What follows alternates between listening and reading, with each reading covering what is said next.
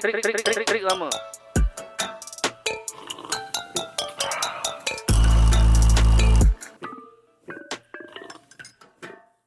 Welcome to another edition of Trick Lama. I don't know why I'm sitting here in place of Rocky, but here I am. Yes. I'm Jasmine Shamsuddin. Yes. With me is Terence Fernandez. Hi guys. And Dato Zainul Arifin. Yes. Saya I lupa forget nama my dia. name. I see him every day. And Yeah, macam mana? I think you are better sight for sore eyes than Rocky. Yeah.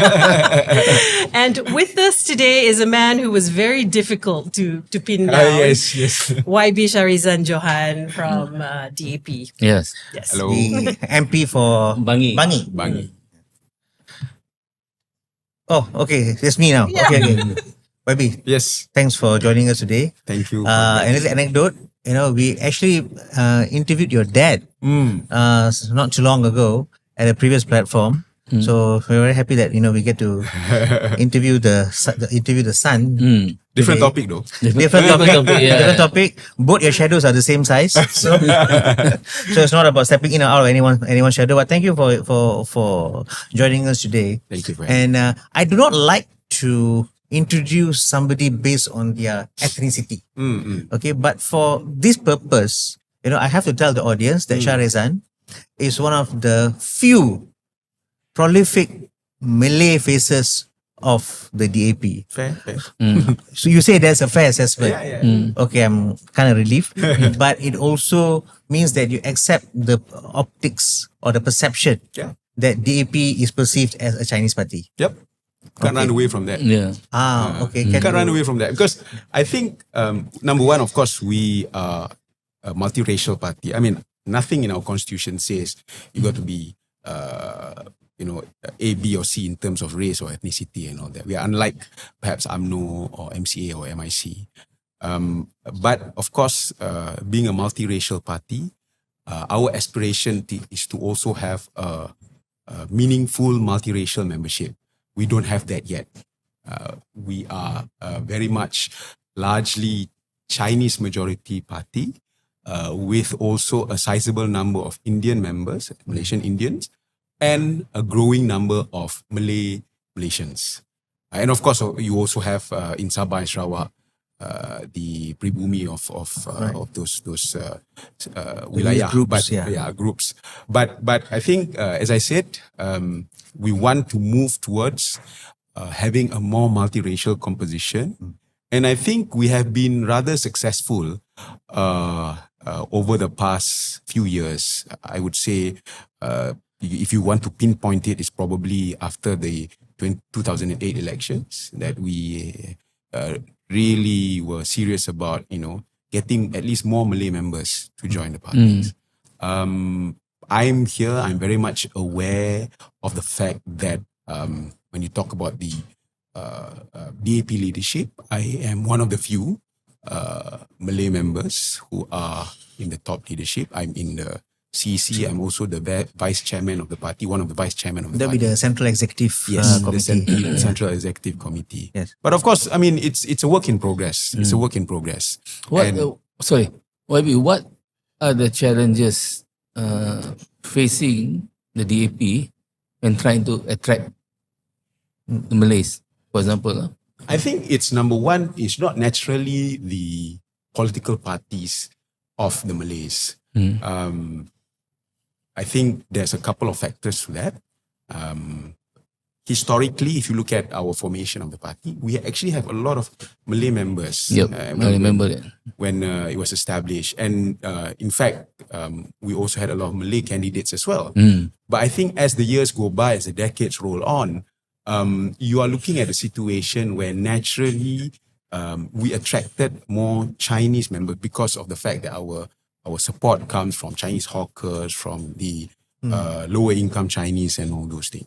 Of course, then 2008 happened, we got more Chinese support, and now at the very least up to the 2002 elections, if you're talking about our vote share, most of the Chinese, you're talking about Pakatan Harapan and DAP is probably about 94-95%. So we have had that, almost, I would say that probably the maximum that we can get from the Chinese community. But it's not naturally a party that attracts Malays. You have other parties which have more grassroots in the Malay community. You talk about UMNO, for example, we know of its extensive grassroots amongst the members. Bersatu, naturally. PAS, of course.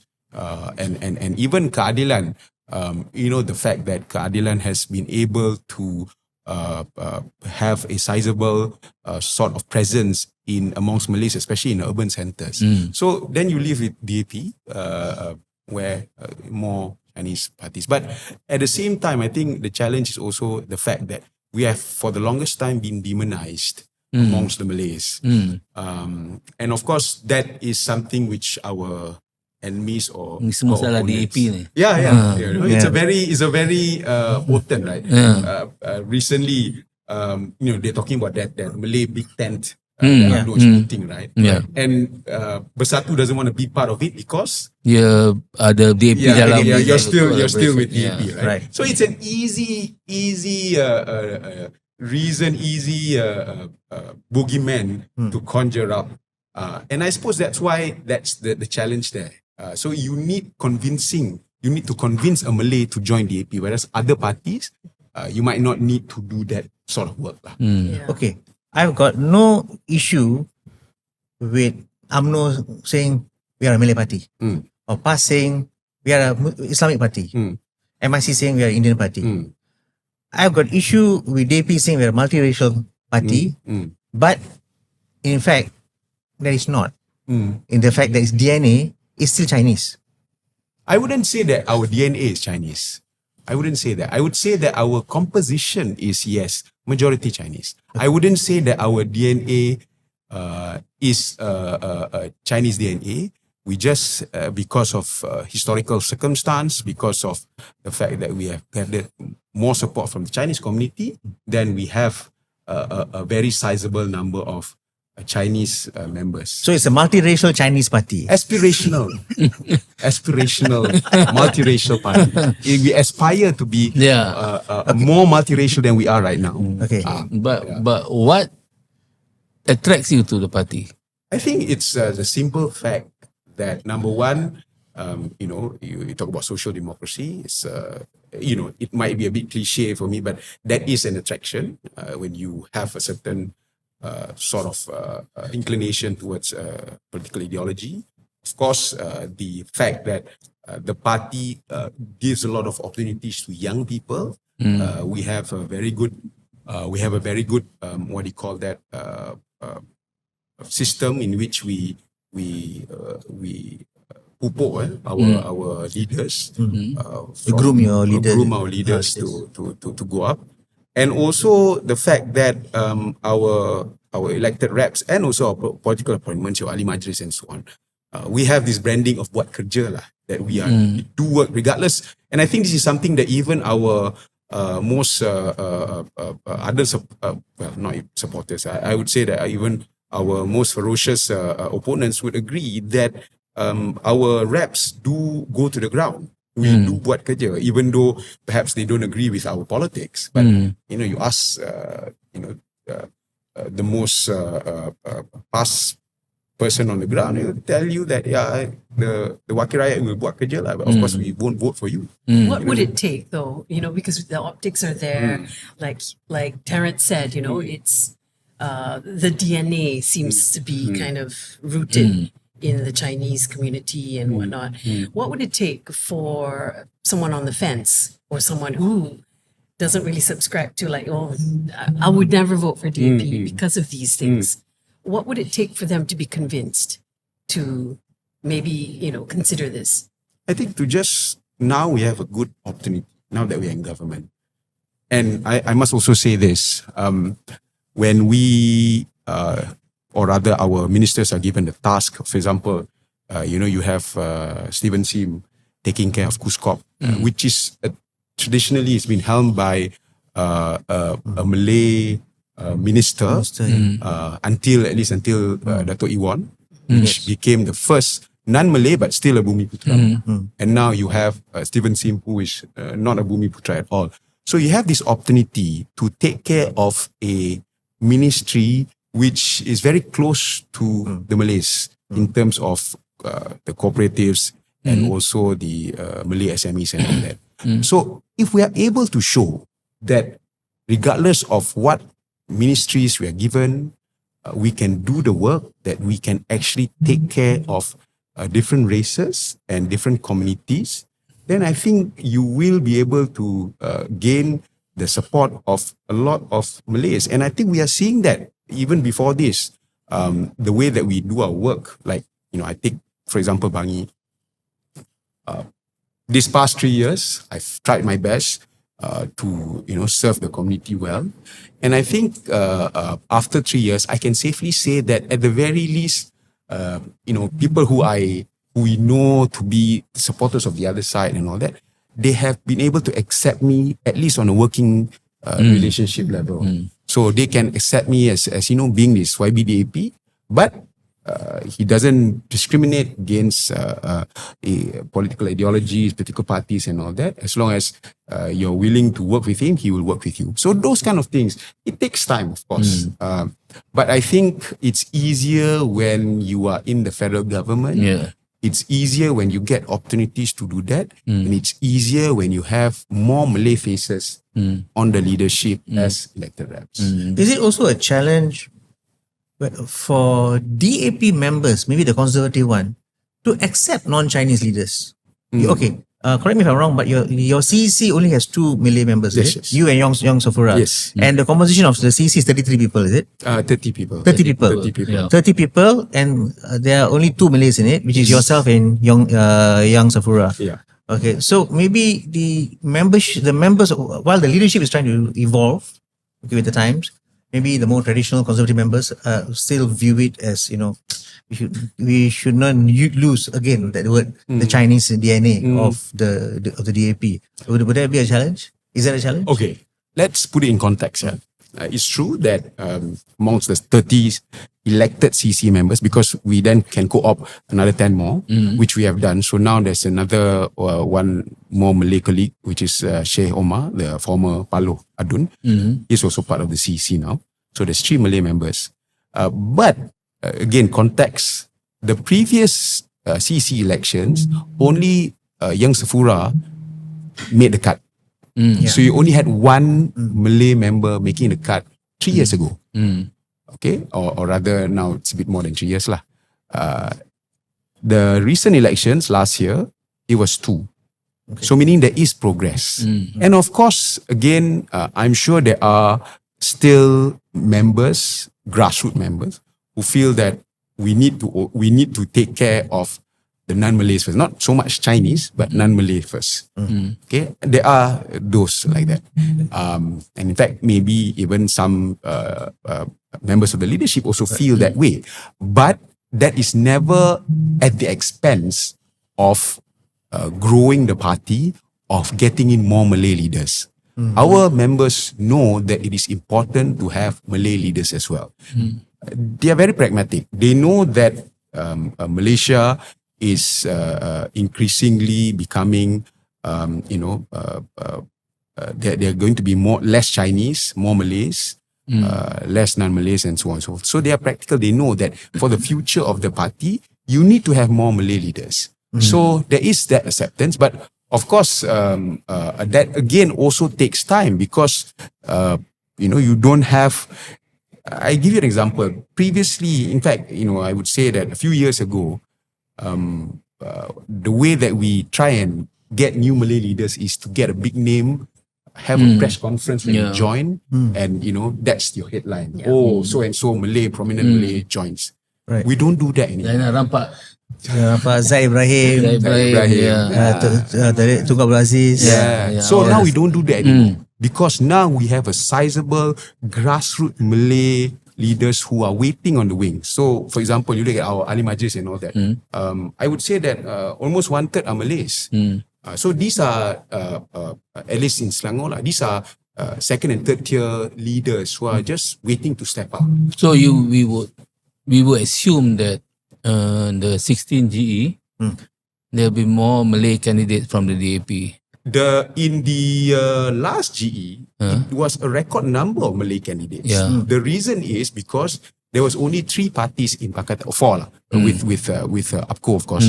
But in the Peninsula, there's only 3 parties. Whereas before this, we had Bersatu. So when you have this Malay-based party like Bersatu, naturally the Malay majority seats they would claim. Right. So when you had 3, some Malay majority seats actually went to us. We contested, for example, in Greek. We contested in Pontian. Bangi is a Malay majority. Right now it's Malay. When you talk about majority, it's +1. So we are Malay. We have most Malays, but it's still about 49% Malays, 38% Chinese, 11% Indians. But now I think it has gone up lah. Now I would say that going into GE16 probably a bit more than. So how did the Malay candidates do? Well, it depends. I mean, we some seats we won. For example, we have 3 members of parliament now who are Malays, more than any other time in our history. Okay, but of course the others tak menang lah. But that's to be expected. It's to what we call put our flag there to start working there. So, for example, Pontian, Greek, a few other places where these are Malay majorities, and it was not an easy task, especially if we don't have grassroots there. But it's a place where we start to explore these kind of new areas so that we can build a base there. Of course, now depending on how we go into the next GE, whether we have UMNO and all those things, that might change. There might be less opportunities for Malay members to contest in Malay majority seats if we are going into it with UMNO, for example. But just taking the last GE, if things remain the same, then I would say that you're going to see more Malay candidates contesting if things remain the same as they were in the 15th general election. The collaboration with UMNO, has it made it easier to appeal yourselves to Malays, or? I think it makes it easier to go into certain places which might not normally be accessible. Okay. So, not so much, for example, for myself, it's not so much a problem because I don't need to have someone to bring me into certain places, right? Because I myself am a Malay. But if you go to Chinese places, somebody have to bring you lah. Yeah. But of course, we don't have that problem. Because there's always that. Yeah, we always, there's always Malay, rather Chinese grassroots members there. But for other, perhaps Chinese leaders or Indian leaders, it's always good when you have, for example, if you have an UMNO person there who, the thing is with UMNO, they are not only UMNO leaders, they are also community leaders, KRT leaders, Persatuan Penduduk and all that, or pengurusi surau or Nazir Masjid. And the warlord lah. Not necessarily warlord, I would say community leaders.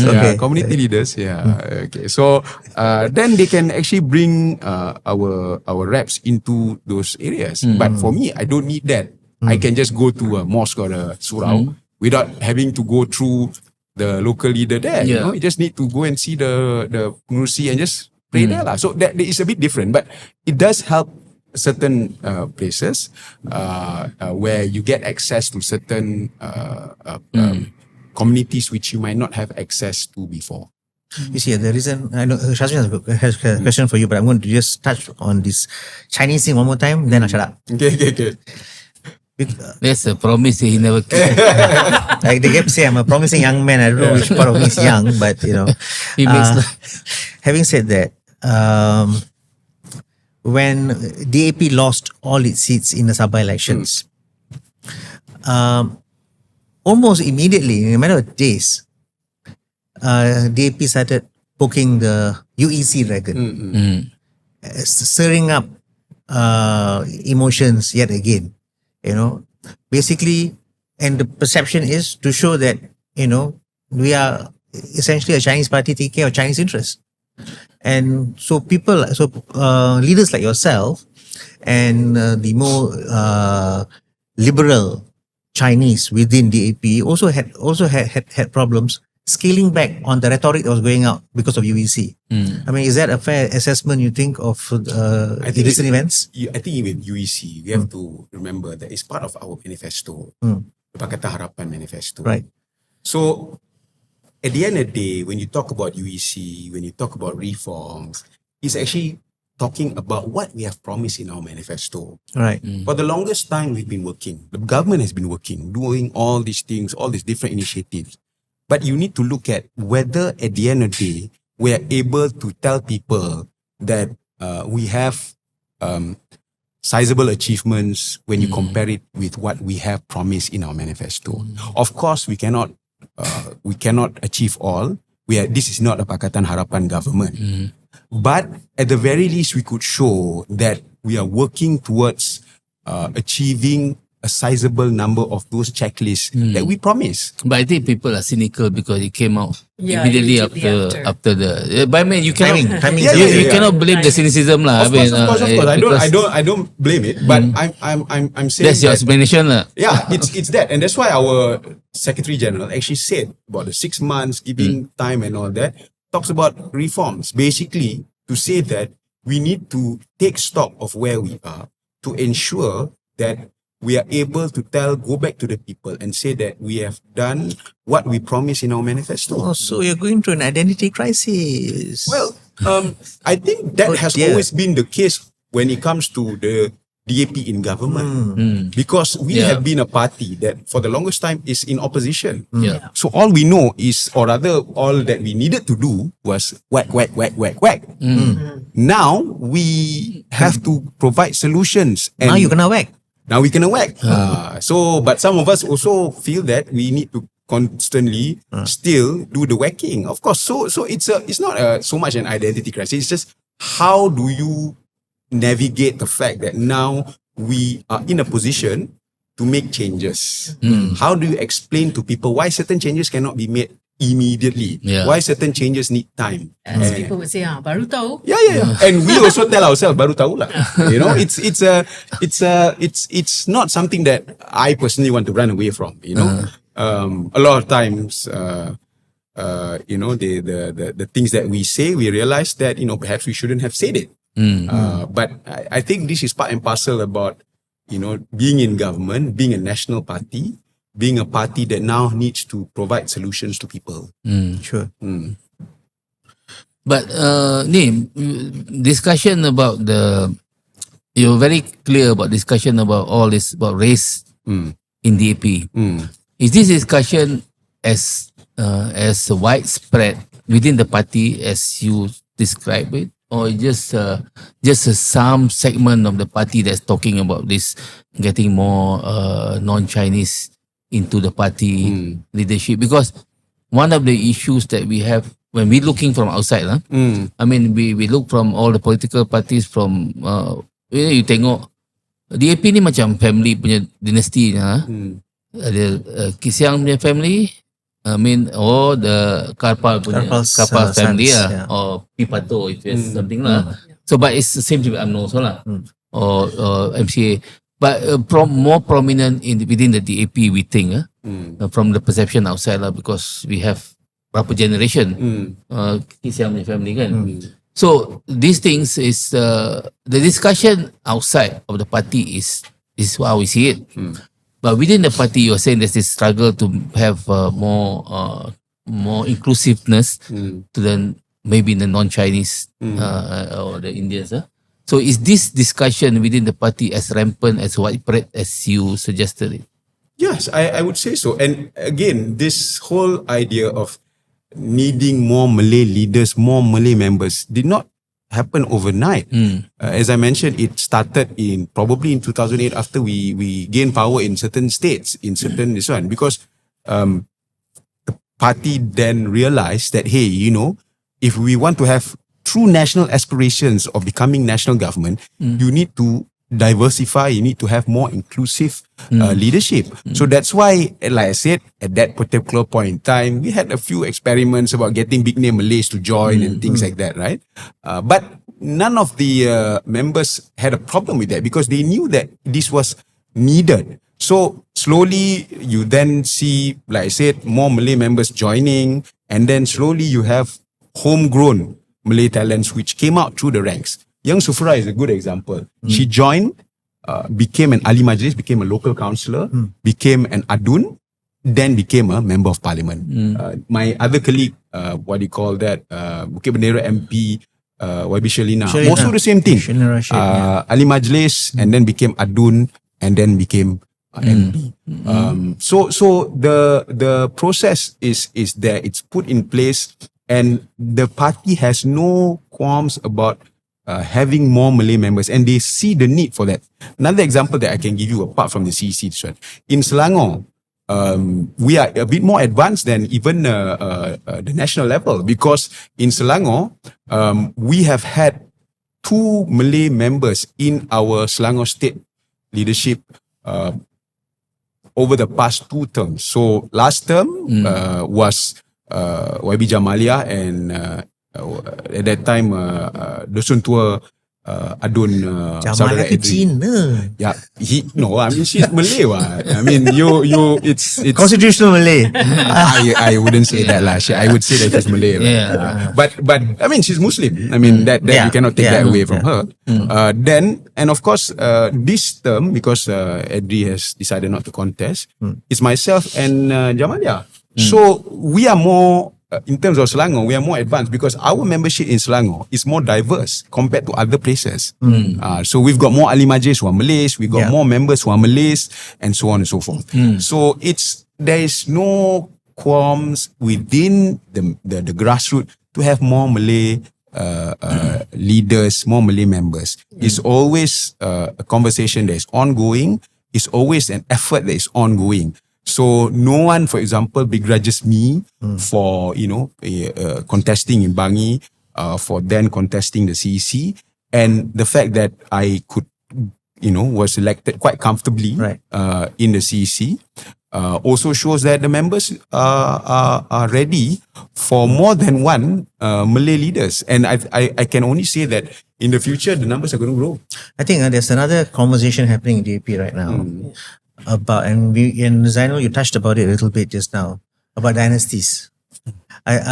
Because the people that I talk to, who happen to be younger members or observers of the DAP, they want to move away from dynastic politics, including neutralizing the Lim and the late Karpal Singh dynasty. Of course, Karpal Singh's son, Gobind Singh, is the chairman of the party now. And of course, Karpal Singh's other son, YB Jagdeep, is the deputy CM of Penang. Of course, Guan Eng is still somewhere in the mix of things, So, is it fair to say that younger members do not have the affiliation that we may have with the likes of Karpal Singh, the likes of Lim Kit Siang, and they want to move away from dynastic politics? I would not agree to say, for example, Saudara Guan Eng or even Gobind to be there because of the fact that of who their fathers are. I would say that they are there on merit, and I think yes, you might have the son of so and so also in the leadership and all that, but you also need to look at the others. Right now our Syahredzan is not from the father is not a prominent DAP leader. So, but his grandfather invented Yisang. Yeah, so but it's not DAP. that also amount for something. Yeah, but it's not dynastic politics, right? So yeah, I just put that in because of Thanks Year. So sorry, carry on. So then I think first of all, I would say it's not fair to say that these people, the Gobins, the Guan Engs and all that, are there because of their fathers. I think they are there on merit. Number two, I think compared to other parties, we have I think more appreciation for merit. Remember, Saudara Gobind actually lost the Selangor elections. It was a big news at that particular point in time. Of course, he came back and became a national chairman and so on and so forth.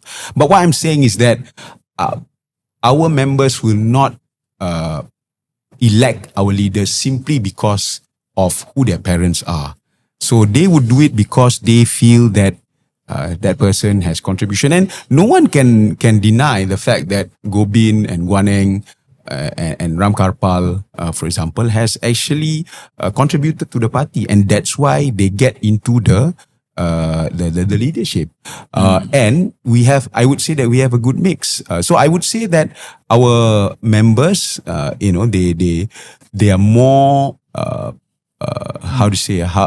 they value merit more than the fathers of these politicians, like these leaders. So which goes to establish the fact, which goes to confirm the fact that, Gobin losing in Selangor and Guaneng barely making it in the national elections, and his sister Huiling didn't make it, right? Didn't make it, yeah. Yeah, so that indicates a shift away from... I wouldn't say a shift. I would say that indicates that our members will decide based on who they think is best to support the leadership. And this is where you see the schism. Because the younger ones are saying that, the older ones say, hey, Karpal sad lah, how can you not include him? I wouldn't agree, because you don't know the trade, the voting, The train of thought, pattern for each member.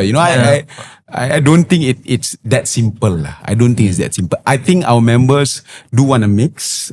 So that's why they feel, yes, you need to have, because everyone knows that Anthony Loke is going to still be the SecGen, right? So they want a team that can fully support Anthony Loke at a time when we are now in government, but we will also be facing a general election. So you needed a strong team.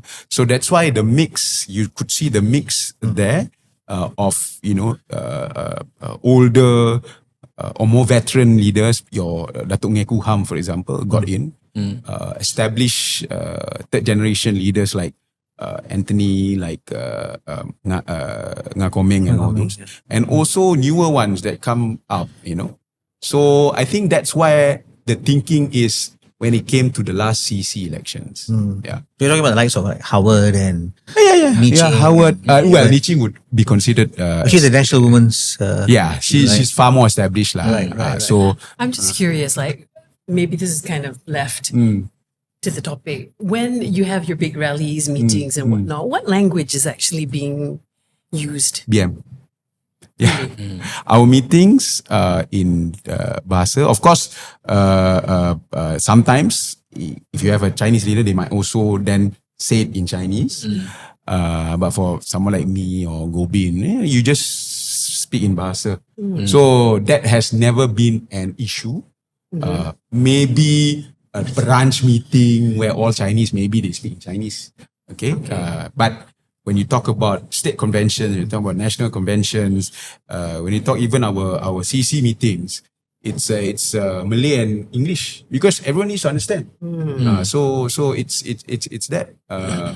So that has never been an issue when it comes to the DAP lah. But when they talk about you, they talk in Chinese lah. No, but they. I wonder, right? You see, that assumes as if I don't have friends who can translate whatever is being said, right? And also, after you become a wakil rakyat of 38% Chinese, after a while, you know when someone talks bad about you. So they cannot do that to me lah. Even though you don't understand the specifics, you can gather here and there lah. Have you picked up any A bit Mandarin? here and there. I mean, not All the I cannot curse speak words. That one no need to become MP. No, but it's mostly the official words lah, the one that they do, this one. But of course, you can't, you pick up certain words, you don't know what exactly they mean, but you get the gist of it. Because again, I don't know how many Chinese dinners I've gone to. You're just sitting there, they're all speaking. This is not like party program. These are actually Chinese dinners where mostly they'll be speaking in Chinese. I've been to those dinners. Very non-Sharia compliant. Yeah. But you fit in well with the team? How do you feel No, personally I sitting there? I don't have a problem because they accept me as the wakil rakyat, and they appreciate the fact that I will take my time to go, and I will go. I will tell them I can't. Usually they start at 7. I tell them I can only come at 7:45. I need to pray. Then I say that I can't drink. Of course, I don't drink. So, and if you don't have halal food, it's okay. We just not eat. But I'll be there. Right. I'll be there. I'll give my speech. I'll give sumbangan if need be kalau ada permohonan, and then I will leave. But they appreciate, because even though I'm there for about an hour, but being there itself shows that you are there with them.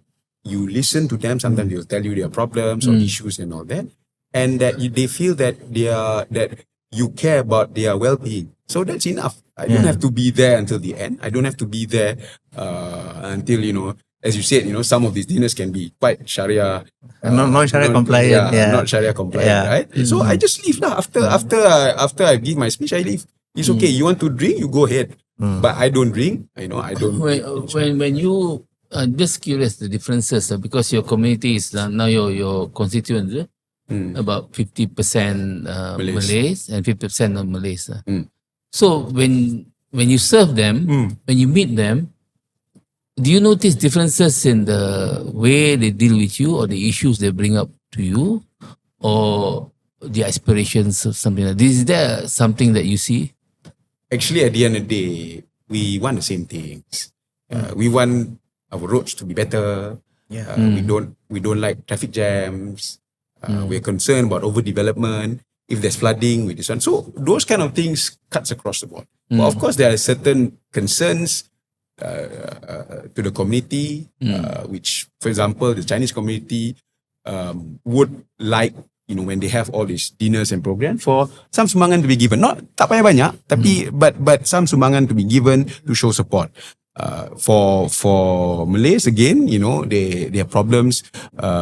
Usually, schools, the SK, asked to help for their programs, or kalau surau or masjid, some contribution here and there, help them with their problems. Indian community is also similar but more specific depending on areas and things like that. So there's differences, but there's a lot of similarities. Sorry, ni pasal this, there's a talk about now Chinese wanting to show DAP that you cannot take our support for granted. So the next election, there are talks about Chinese sitting out from voting. So it's very difficult for me to ask a Malay MP talking about Chinese psychology. But I'm sure it's discussed quite widely within the party, the central leadership, about probably the Chinese threat to not sit out the election. And what do you say about those things? I think that happened after the Sabah election.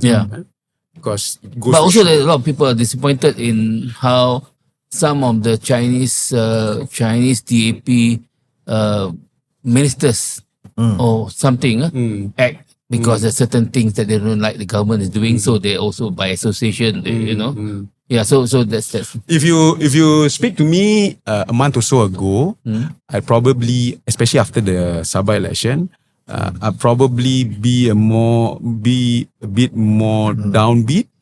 But now I think with this year, the Prime Minister started off the year with announcing a lot of reforms for bills, allocation for Chinese schools and Tamil schools have increased, and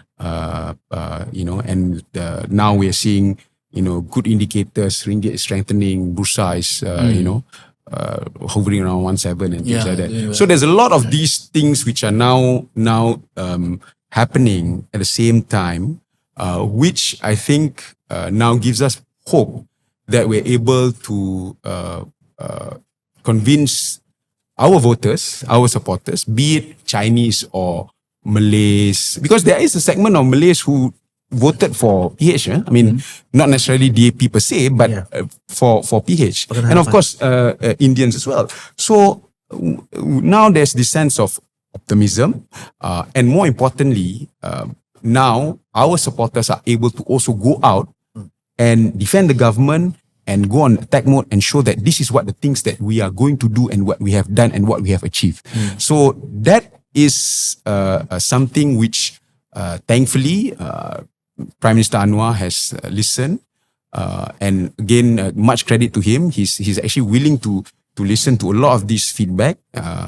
Perhaps people say it took Sabah for that to happen, but at the end of the day, he did, and that's why you have all these things. It's not easy for any prime minister to agree to a 2-term limit. Of course, you can say that it might not affect him directly because it only will after that. But the point is, it's not easy to convince any sitting prime minister to push for this kind of bill. But again, when you come back, it's something which we promised in our manifesto. And now that we have power, we need to deliver. And it's not as if in terms of, for example, term limit or, ombudsman or what's the other thing, the separation of the public prosecutor and AG. Yeah. This is something which all parties can agree. It's not a contentious issue. It's whether you want to do it or not. So do it and show that we are a party, we are a government that is committed to reform. And of course, all the other things. So again, if you speak to me a month or so back, perhaps right after Sabah, before we go on holiday, it might be a bit more downbeat. But now I'm more optimistic that we're able to convince our voters. I don't want to say just Chinese, because again, I want to stress that we have support from Malays and a vast majority of Indians as well. Not to belabor the point of Chinese or something like that. Huh? I think recently we got the YB Puchong. Yobin. Yobin punya remark about when Najib promised, Najib punya pardon was not given. She said it was a reason to celebrate. Yeah. So I think that in a way suggests the inability or to understand the Malay psyche. Whatever it is, he is guilty. He's found guilty in court. He's serving his time. So there's some I think in Malay, you don't kick people when they're down. So when Yobin said those things, I think it offended a lot of people. Not that they agree that Najib should be, but the fact that he's down and there's nothing he can do, but you just kick him. So that has lost a bit of mileage, I think, among the. Is that my observation is correct or not? I would say it's a fair observation, and more importantly, also it has caused a lot of anger amongst our allies, specifically UMNO, right? As my Secretary General has said it, whatever you want to say about it, Dato' Sri Najib was formerly the president of UMNO. There's a lot of, he endears himself very well to a lot of grassroots UMNO members. So saying that, I wouldn't do it, I wouldn't do it. And I do think that perhaps there is also the aspect which you have mentioned, the difference, or rather the psyche of Malays being, this is not something, it's not beradab lah. I wouldn't do it. And I think the response by our Secretary General also shows that this is not, we are not a political party with just one hive mindset.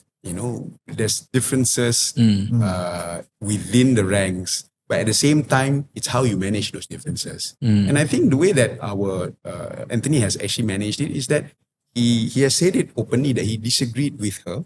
He spoke to Syahredzan Johan about it, disagreed with her, but that is not something which you can say is a stand of the DAP. It's her post, right? So I think that is the difference perhaps in the approach about these things. And as Sarah Anthony has said, you might feel strongly about it, but you don't have to say it out publicly in that sense. You're the National Publicity Secretary, the spokesperson of the party. So there's no such thing as personal views. Yeah, but in our party, the spokesperson of the party is the Secretary General and the Chairman. But of course, I can foresee, and it is true that in other parties, the Ketua Pengarah Komunikasi, Ketua Penerangan is the spokesperson of the party. But in our party, is the SecGen and the chairman that can speak for the party unless you get special dispensation or you get special permission from the leadership lah. Okay. Let's move to the 6-month reform pledge and what that Interesting. all entails. Can you tell us specifically what this refers to? Well, I think again it goes back to what I said earlier, right? It's what we have promised in our manifesto. And there is no laundry list that we give to the Prime Minister to say that, hey, we want you to do this. There's no such thing. Of course, we have given our input about what we think should be done. But when you talk about reform, as what Anthony said as well, it's being able to turn around the negative perception, the frustration of our core voters, especially after Sabah, which has bubbled up and came to a point in Sabah. So how do we then turn that around? So that 6 months is basically, are we able to confidently face our voters in the next general election? So that is what we mean by reforms, which is basically going back to what we promised in our manifesto and being able to deliver a significant number of things which we have promised. So that's where you talk about your Surely there's a laundry list though. no, there is a I would say that there is Takkan tak ada a feedback, but it's not like, oh, you must do all these things. Right. So at the end of the day, what will happen is that after 6 months, we are going to assess where we are, But as Anthony has also said, we are not going to pull out support for the government. The government is not going to fall because 40 MPs pull support, you're going to have a problem. But we're not going to do that. It's whether we stay in government as cabinet ministers and deputy ministers or not. That's the difference. And again, as I mentioned, I do think that at least in this January, there's a lot of good things which have been promised, some which has been delivered, and therefore I personally am confident that come 6 months, we are still going to be in cabinet and continue our good work. So DAP has had problems living up to the manifesto because over the last 2 years, because of the fact they had to take into account that it's not part of a coalition government. Your former foes are now your friends, because of that, DAP is under a lot of pressure from its core supporters to live up to its promises of reform. Okay, so what happens if it's 6 months is the moratorium, but I think 1 month already almost passed already, so we're talking about 5 months. So like Shasmin was asking, what happens at the end of the 6th month when you realize that you haven't achieved the level of reforms that you want? That I don't think DAP, correct me if I'm wrong, maybe DAP is going to pull out of Madani or pull out of the coalition, but it could decide to pull out of the cabinet. So that's a good strategy because then you can say that we are not part of the decision making. Deny accountability. You're not part of the decision making process, and you can still be the government support, but also be the pressure group within Parliament and within the coalition to get the Prime Minister and the Madani government to live up to its promises. Yeah. That's exactly it. I mean, we are not going to pull out. We're not going to pull support from Prime Minister. Right. But we might decide that we don't, that our ministers and deputy ministers resign from their positions. So there is a possibility. But it's always better to be in government because you can actually push for certain things. Cabinet is where a lot of the executive decision making. You can affect change. You can affect change in government. In government. So you can make a lot of noise when you are out of government. Yes, but that's just noise. Can you do anything? Can you affect change? Can you really take care of our core voters when you are not in government? So that is something. So I think that's why the 6 months thing is so crucial, because if we are not able to do what we are supposed to do when we are in government, might as well not be in government. Or that is the whole idea. So the whole idea is now we're going to work at rocket speed DAP rocket speed.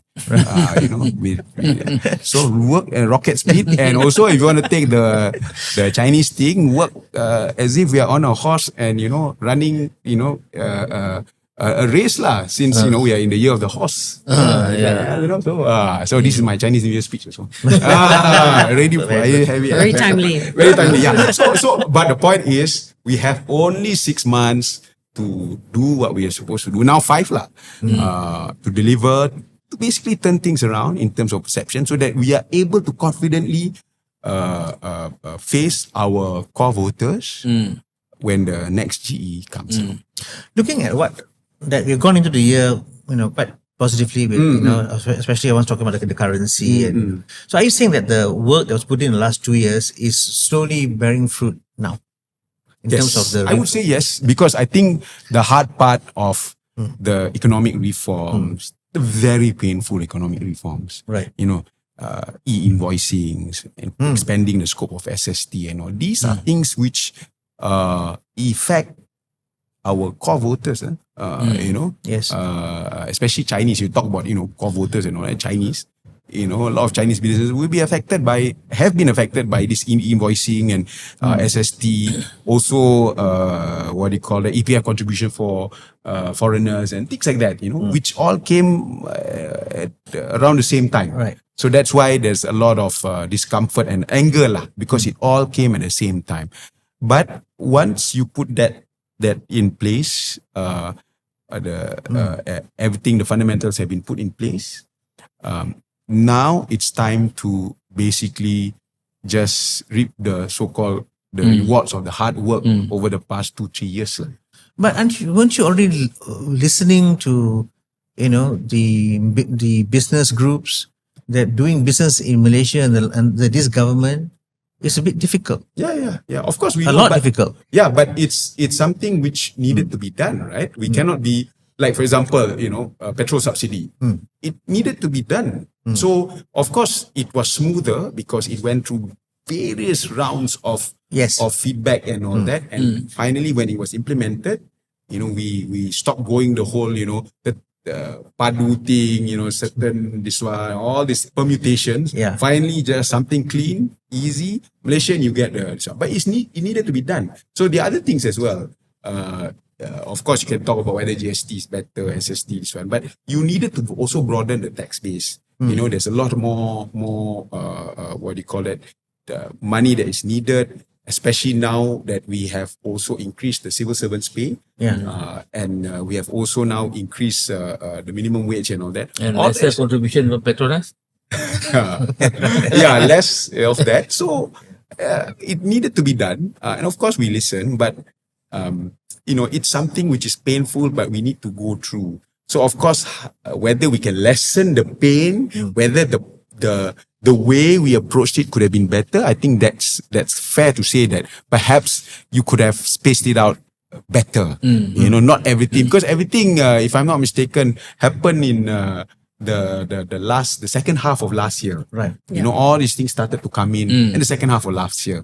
So perhaps we could have spaced it better. Perhaps we could have communicated better. E-invoicing, for example, we could have perhaps said that why is it that this is needed? We never really told people why it's important to have e-invoicing. We assume that people do, but we didn't really go and say that why it's important. Why is e-invoicing good for the country? Why is it more transparent and so on and so forth? So all these things we could have done better, but it's all been done. We can only U-turn, or you can only make adjustments. You cannot go back to, you cannot suddenly say, oh no, cannot do e-invoicing, or you suddenly scrap all the SST expansion. You can't do that. So now it's a matter of trying to mitigate what we have done so that you lessen the impact and to make sure it's a smoother transition. I think essentially it's all about bread and butter. Yeah. Right? Bread and butter, education. They want a government that can give clarity and not flip-flop so much lah. And I find it quite amusing that we've got one of the best orators and communicators as Prime Minister, and you've got very good speakers in the government today, from the DAP, from PKR, whatnot. But the essence of communicating what you're doing to the people seems to be lost. I don't know, for some strange reason, the smartest people, when they end up becoming ministers or joining government, suddenly, the grey matter kind of diminishes a bit. I don't think that's quite fair. No, I think my theory is that you are a great orator when you don't have to deliver. When you have to That's deliver, probably more it. Yeah. And suddenly also, your oratory your- skill get reduced. you're talking about, for example, you can't expect the Prime Minister to be the mouthpiece of everything, right? Yeah. Even Datuk Fahmi cannot be I was the just gonna mouthpiece say, of... Fahmi kan ada. Yeah, but he's only the mouthpiece of cabinet. Cabinet, Yeah. yeah. You can, Yeah. but when you go down to nitty-gritty details, takkan Yes. itu pun nak Fahmi kena buat. So Yeah. and you're talking about a behemoth of an institution which is, has a lot of territorial disputes and so on, which is the civil service.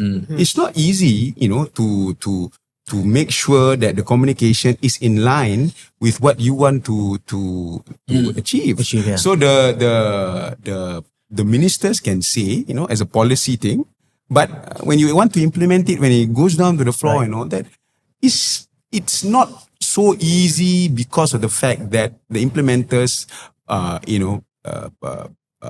people who are not politicians, for example. I'm not saying that the civil service is to be blamed here, but I'm saying that, of course, there is a disconnect sometimes between what cabinet wants and perhaps what is the people who are implementing it day to day want to achieve. So there's that. But I think all that needs to be improved. I agree completely that our communications need to be improved. But I think it's a bit of a much of a ask to say that ministers should be doing it. I think by and large, in terms of communicating the policy, it's there. And in fact, we are far more open than previous governments because we now have so many question time. We have PMQT, which we never had before, which allows for at least the government or the Prime Minister to tackle pressing issues of the particular day, like what he did today with the whole Standard 6 things and all that. So it allows for that. And also there's a lot of ministerial statements being made in Parliament. So all this is, at least in terms of communicating the DASA, is there. It's just that when the DASA becomes implemented, perhaps we should have worked on that more lah.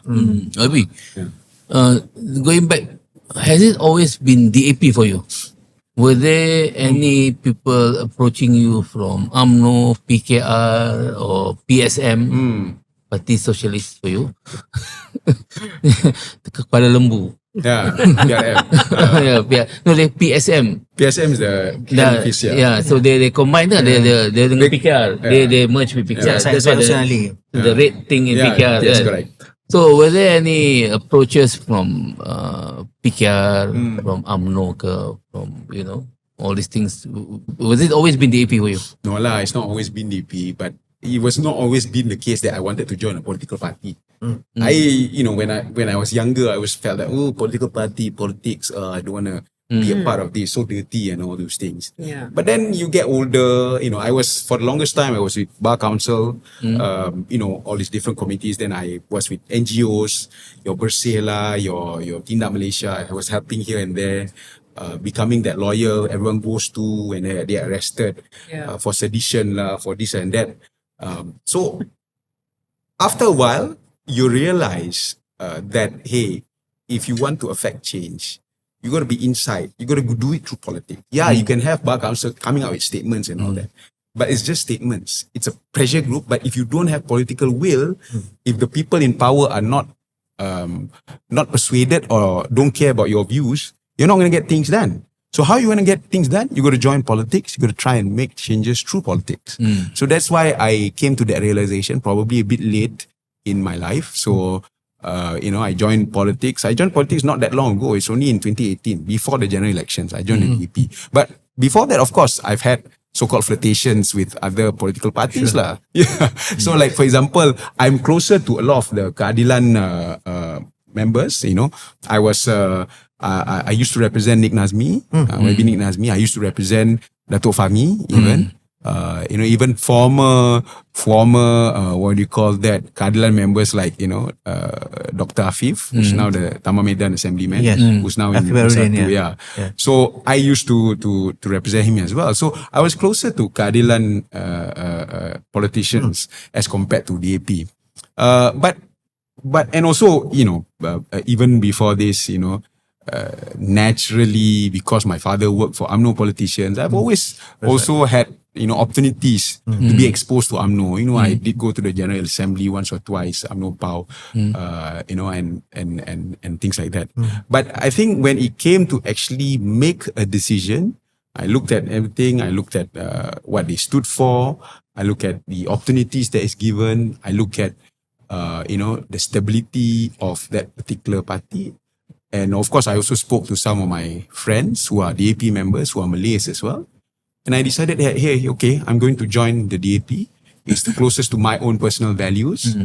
And I think that I will have a role to play in this party. And Alhamdulillah, this is where I am. And now I'm part of the leadership and also an elected rep representing DAP. Yeah, I remember your father, who happens to be my colleague in Media Prima, Johan Jaafar. Johan Jaafar, Trustee Johan Jaafar, he mentioned about how when you told him, he said few minutes, he said, yeah, okay. So there was no objection from him on joining politics or DAP. So for him, he says he has his own path. Yeah, so that's what he said. And Ayah has always, encouraged us to be independent and critical. He never said that you need to support Barisan Nasional. Even when he was working as chairman of Media Prima, Right. And I think I can safely say that working for Dato' Sri Najib at that particular point in time as chairman of Media Prima, as the media star, if you want to put it. But he never said, hey, you need to vote. And he knows that I didn't vote for BN at that particular point in time, in 2013, for example.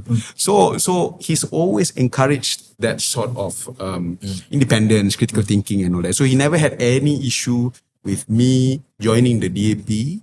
He did say that, politics, you have to just be careful lah. He said, Right. But did you worry about your decision affecting him? I did worry, but I think at that particular point in time, he was already out of Media Prima. He already resigned because I joined 2018. Right. It was more uncomfortable for Ayah when when he you was in Media Prima, but I wasn't in politics. But I was still with Bar Council. Yeah. I was pushing for a lot of things like Sedition Act. So it was really, but he never told me to Tone it down. And all Yeah. that. So to his infinite credit, I think whatever I am right now is shaped by him, by his words and his actions and his encouragement as well. Okay. Yeah. Well, YB, it's been a very interesting chat. What, in few words, what are your hopes for DAP this year, 2026? I hope that we are still in cabinet and we are still deputy ministers, and I hope that this will be a good year for the Madani government. We've been off to a good start, and I think if we can continue the momentum, we are in good stead to face the people in the next general elections. Yeah, that's my hope. Thank you. Thank Syahredzan you. Johan. Thank you so much for joining us on Trick Lama. Sans Rocky. Yes. But because The Shazlin new here Rocky today. 2.0.